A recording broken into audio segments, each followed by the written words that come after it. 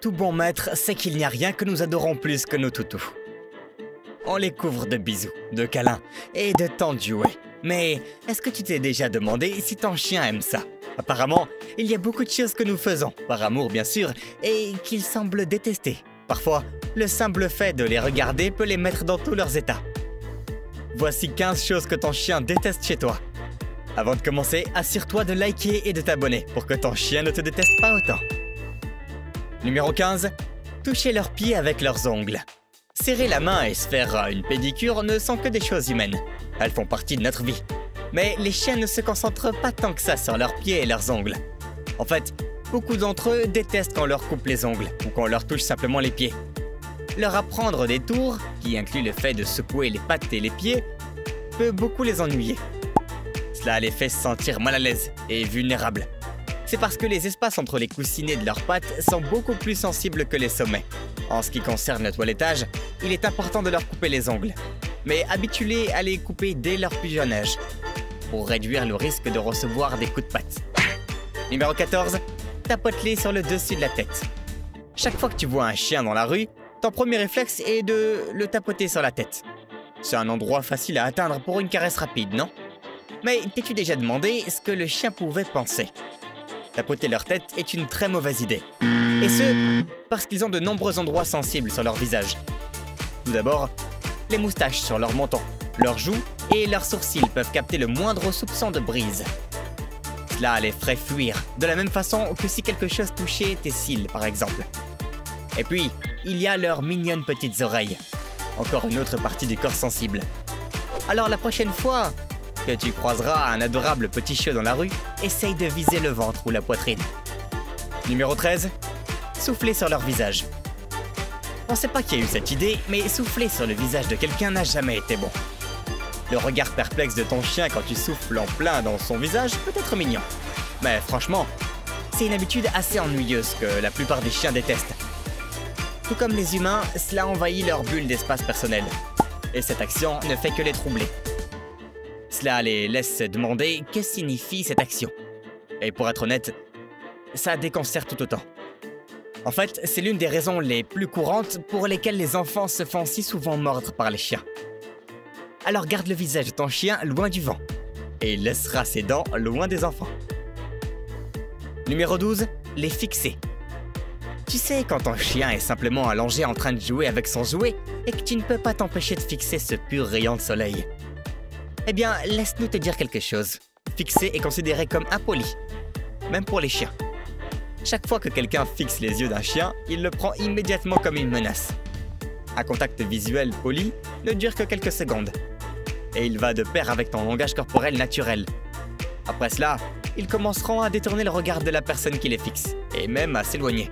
Alors si tu veux que ton chien te déteste, vas-y, concours de regard fixe dans 3, 2, 1. Numéro 11, les poursuivre. Lance une balle, et ton chien se lancera à sa poursuite. Et tu poursuivras ton chien en le chassant. Cependant, cette action simple se traduit pas bien dans le monde des chiens. C'est pas parce que ton chien aime courir après les choses qu'il aime être poursuivi. C'est encore pire, les enfants les poursuivent. C'est pas qu'ils détestent ça, mais c'est que ça leur apprend à s'enfuir encore plus vite de toi. Alors que t'essaies simplement de les atteindre. De plus, ils détestent être poursuivis et acculés. Comme les enfants n'ont pas une notion claire de l'espace personnel, ils peuvent étouffer le chien après l'avoir poursuivi, ce qui entraînera des morsures. Numéro 10. Utiliser des parfums forts. Qui n'aime pas sentir les roses, le jasmin ou simplement une bouffée d'air frais? Pas les chiens, c'est ce qu'on peut dire. Nos nez ne sont rien comparés à ceux des chiens. Leur odorat est environ 10 000 à 100 000 fois plus sensible. Ça signifie qu'ils peuvent renifler les BO, les phéromones et la sueur de tout le monde. Cependant, les odeurs et les produits chimiques puissants peuvent beaucoup les déranger et même irriter leur nez. Si tu dois les asperger d'une sorte de médicament, fais-le loin de leur visage. Et lorsque tu dois mettre du parfum ou de la laque pour les cheveux, assure-toi que c'est non toxique. Et laisse aussi ton chien dans l'autre pièce. Numéro 9. Être triste. Parfois, tu ne peux pas t'empêcher d'être triste, que ce soit l'usure de la vie ou simplement une mauvaise journée. Ton meilleur ami peut détecter toutes sortes de perturbations de ton humeur en raison du lien incroyablement étroit que vous avez.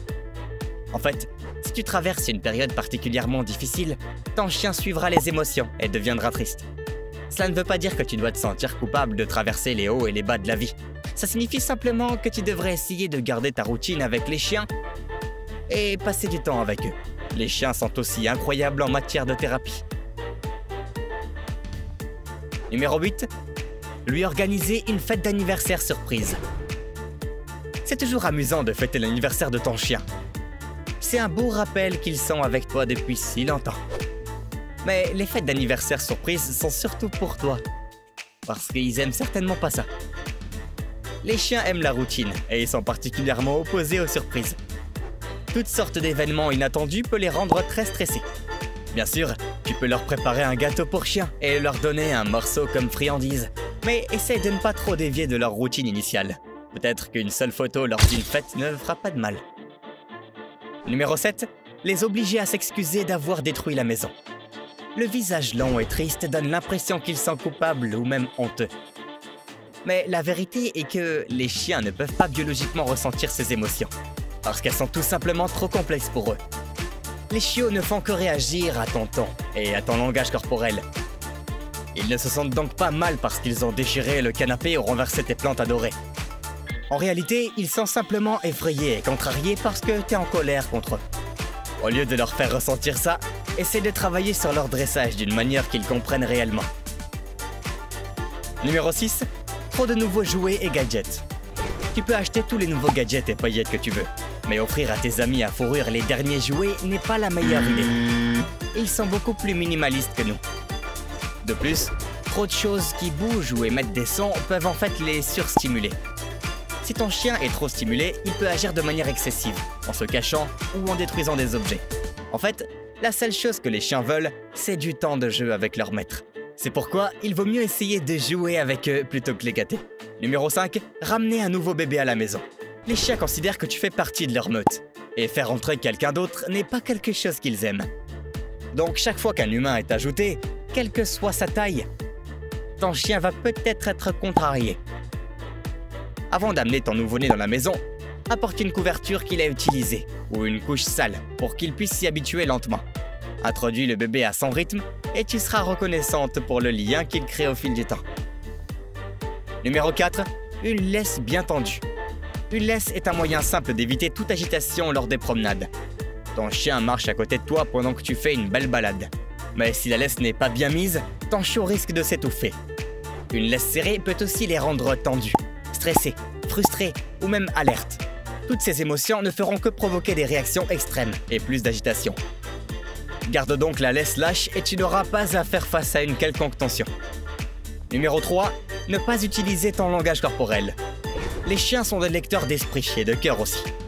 Ils peuvent détecter ce que tu ressens avant même que tu ne le comprennes.